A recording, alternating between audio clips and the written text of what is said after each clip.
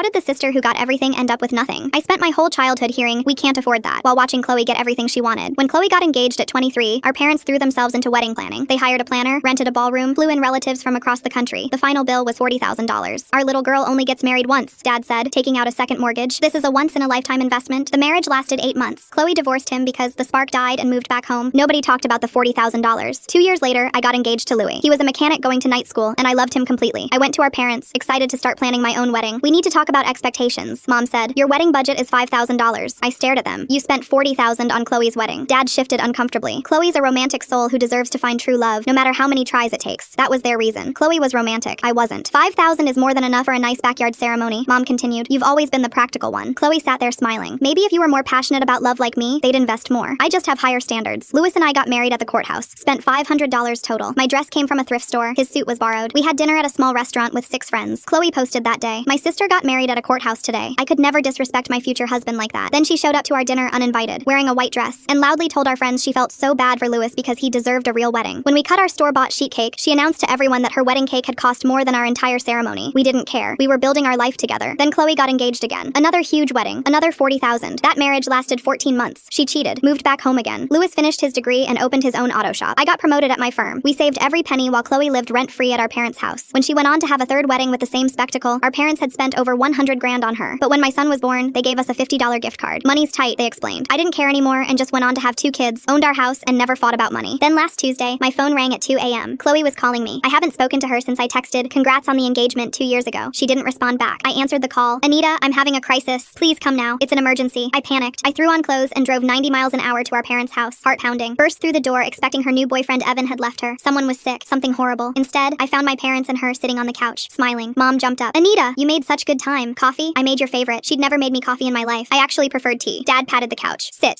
You look wonderful. Is Louis's business doing well?" Chloe kept touching my arm, complimenting my jacket, my hair, even my car keys. I was already annoyed. "What do you want?" Chloe's tears started as if on cue. She grabbed my hands dramatically. "Evan finally proposed properly with the ring I deserve, but Mom and Dad can't afford the wedding anymore. They're maxed out," she sobbed. "I need $30,000 or I'll have to cancel everything." I laughed like that was the funniest thing I ever heard. "You'll help her, right?" Mom asked sweetly. "Like when I needed help with my wedding?" "That was different," Chloe whined. "This is my last chance at happiness. And my first chance wasn't important?" Dad stood up. "Anita, be reasonable. You have money now. Don't be selfish." I tried not to explode. "So did you. You spent it on her 3 failures while I got $5,000. You're being heartless," Mom said, just like always. "No, Chloe's too romantic for marriage. She's so romantic, yet she doesn't know how to be a wife." Chloe started bawling. I slammed the door as they yelled at me.